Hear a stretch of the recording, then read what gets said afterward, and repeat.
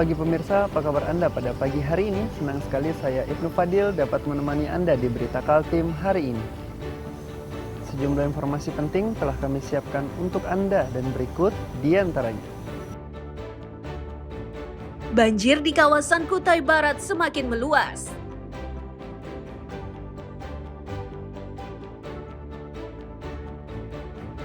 Viral, penjaga kantor pakai mobil dinas jadi taksi daring.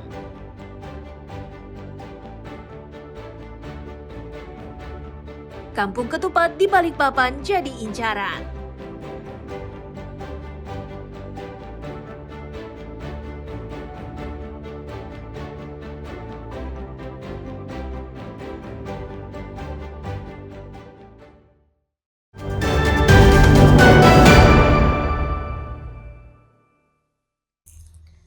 Banjir ini terjadi di Kecamatan Damai, Kabupaten Kutai Barat. Banjir dari luapan Sungai Mahakam itu menyebabkan aktivitas warga terhambat. Meski begitu, warga masih bertahan di rumahnya masing-masing. Warga menyatakan banjir sudah berlangsung selama 2 hari dan 2 malam. Saat ini kedalaman air setinggi 40 cm. Tingginya luapan menyebabkan sejumlah rumah warga terendam air. Akibatnya, mereka pun harus beraktivitas di genangan air.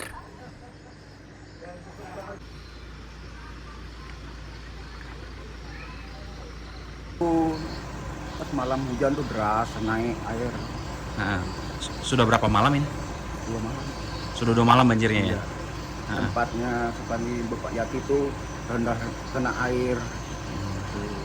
Ketinggian airnya sudah sampai berapa nih Pak? Sampai buta air.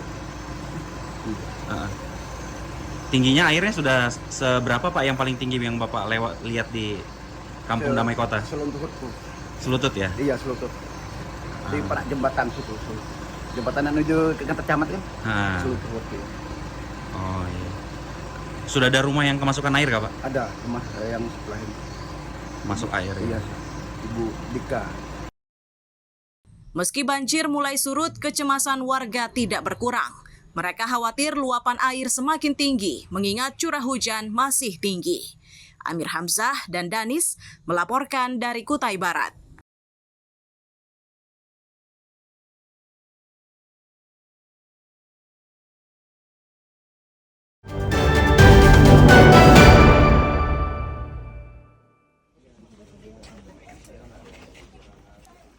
Posko kesehatan untuk korban banjir di Muara Lawa, Kutai Barat ini didirikan saat banjir menerjang kawasan tersebut. Posko berdiri atas kerjasama polisi, tentara, dan tim medis dari puskesmas setempat. Kapolres Kutai Barat yang memantau situasi posko memastikan proses layanan kesehatan berjalan lancar. Untuk memaksimalkan layanan, posko dilengkapi tim medis mulai dari perawat hingga dokter. Polisi memastikan layanan diberikan secara gratis.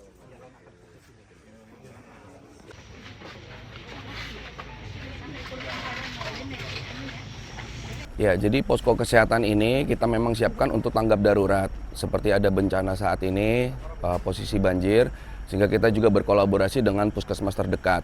Dari Dokes Polres dan Puskesmas, kita sama-sama melayani masyarakat yang membutuhkan pengobatan secara langsung cepat dan gratis. Jadi intinya masyarakat yang terdampak, kemudian mereka ada mengeluh sesuatu hal yang kurang pas di badan mereka, mereka bisa langsung datang ke posko ini.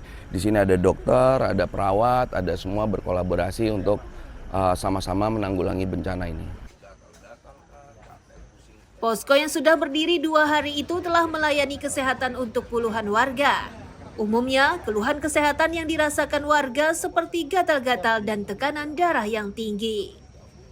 Jadi kalau dari kemarin kebetulan yang terbanyak kemarin, ya itu ada 23 pasien, untuk hari ini sih 6 gitu.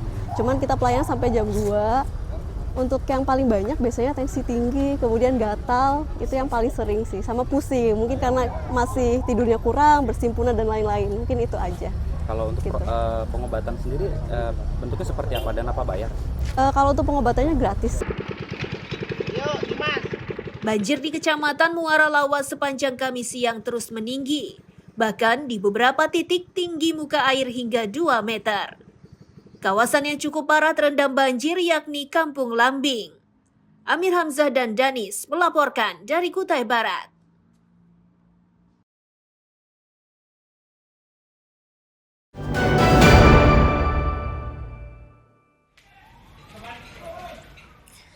Api yang membakar gedung sekolah dasar Patra Dharma kawasan Muara Rapak, Gunung Pipa, Balikpapan cepat membesar. Bahan yang mudah terbakar membuat api cepat membesar. Untuk memadamkan api, BPBD mengerahkan 8 satuannya dengan didukung personel tentara dan polisi serta Pertamina. Mereka harus bekerja cepat agar api tidak menjalar ke bangunan lainnya. Kepala Pelaksana BPBD Balikpapan menyatakan, api mulai berkobar pukul 10:30 malam.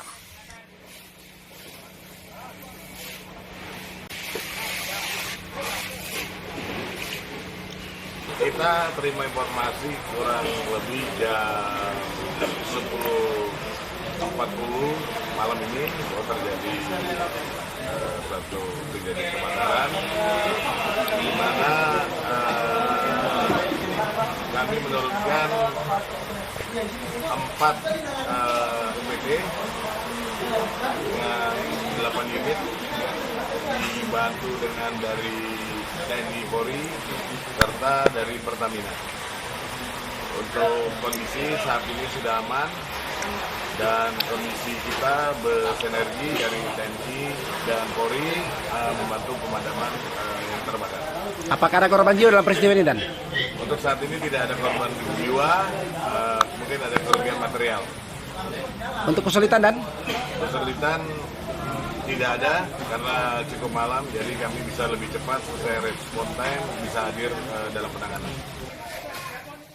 Sementara warga dan ketua RT setempat menyatakan awalnya hanya melihat asap dan disusul kobaran. Situasi tidak terduga itu menyebabkan warga sekitar panik. Saya tahunya dari penjual batu tadi, kebetulan kami ada di pos kamling duduk. Begitu dia teriak ada kebakaran, saya langsung lari. Ternyata di sekolah SD Patra Dharma, wilayah kami. Saya tinggalkan di sampingnya SD Patra Dharma ini, kurang lebih 100 meter lah dari SD ini. Saya ngeliat asap, saya lari langsung ke TKP. Gitu. Apa yang terbakar, Bang? Infonya di dalam itu katanya kelas. Dan apinya sangat besar sekali. Setelah berupaya cukup keras, kobaran berhasil dipadamkan kurang dari 1 jam. Terkait penyebab kebakaran masih diselidiki petugas. Amir Hamzah dan Ruslan melaporkan dari Balikpapan.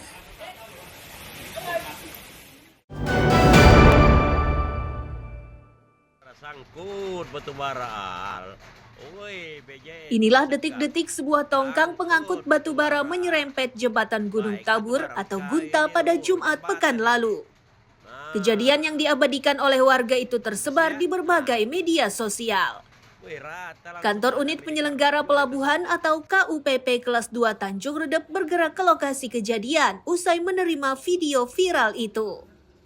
Insiden dipicu muka air yang naik sehingga tongkang yang dipenuhi muatan batu bara itu tak lagi bisa menghindari jembatan. Meski begitu, mereka memastikan tidak ada kerusakan jembatan.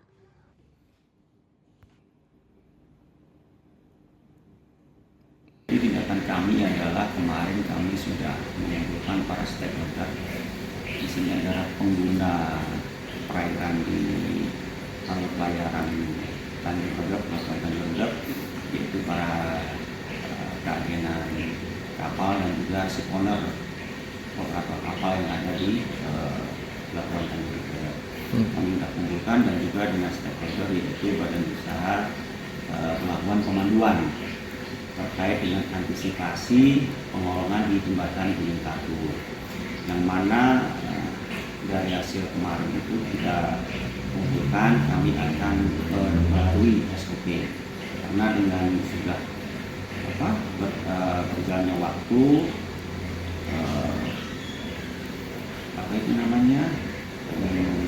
penangkalannya sedimentasinya sudah mungkin cukup tinggi, jadi untuk ketinggian kita aturkan. Untuk antisipasi, pihak KUPP akan memperketat standar operasional prosedur untuk melintasi kolong jembatan. Amir Hamzah dan Miko Gusti melaporkan dari Kabupaten Berau.